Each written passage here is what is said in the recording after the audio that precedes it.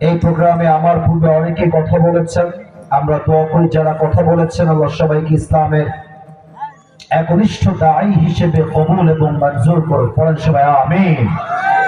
আমাদের আজকের এই প্রোগ্রামে সভাপতি রয়েছেন জনাব আব্দুল ওয়াহাব মোল্লা, সাবেক প্রধান শিক্ষক, শহীদনগর প্রাথমিক বিদ্যালয়। স্যার কি এসেছেন? কোথায় আছেন? মাশাআল্লাহ, স্যার বসেন, মেহেরবানি করে বসেন। আল্লাহ রাব্বুল আলামিন জনাব আব্দুল ওয়াহাব মোল্লা স্যারকে ইসলামের একজন একনিষ্ঠ খাদেম হিসেবে কবুল এবং মঞ্জুর করুন। পড়েন সবাই আমিন। আমাদের মাহফিল পরিচালনা করেছেন আনিসুর রহমান লিটন সাহেব। শহীদনগরে যত অডিয়েন্স এসেছে, যত শ্রোতা এসেছে, আমার মনে হচ্ছে আজকের মাহফিলের 95% আপ, 95% বেশি যুবক ভাই আজকের মাহফিলে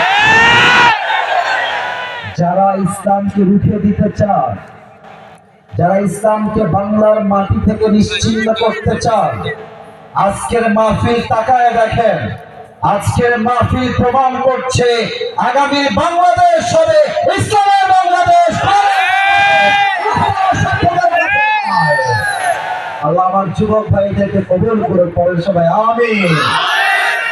এই যে জনস্রোত, এটা ইসলামের পক্ষে জনস্রোত।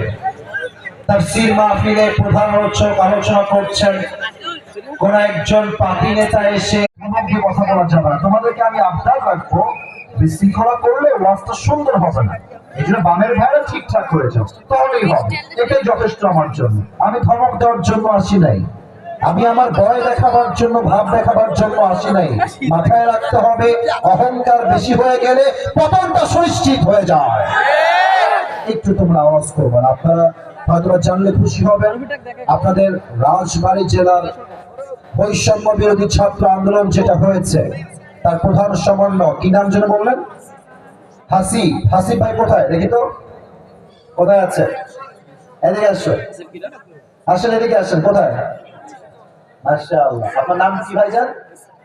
হাসিব ভাইজান। আল্লাহ রাব্বুল আলামিন ভাইকে নেক হায়াত দান করুন। পরের সময় আমি একটু সাইডে যান, ভাই আমার পাশে যান। ভাই আপনি এখানে বসেন। আপনারা আন্দোলন করেছেন বিধায় আজকে আমরা তাফসীর মাহফিলে স্বাধীনভাবে কথা বলতে সক্ষম হয়েছি।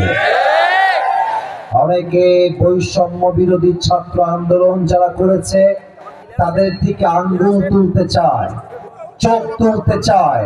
যে আঙ্গুল ছাত্রের উপরে উঠবে সে আঙ্গুলকে তোমরা ভেঙে গুড়িয়ে দাও।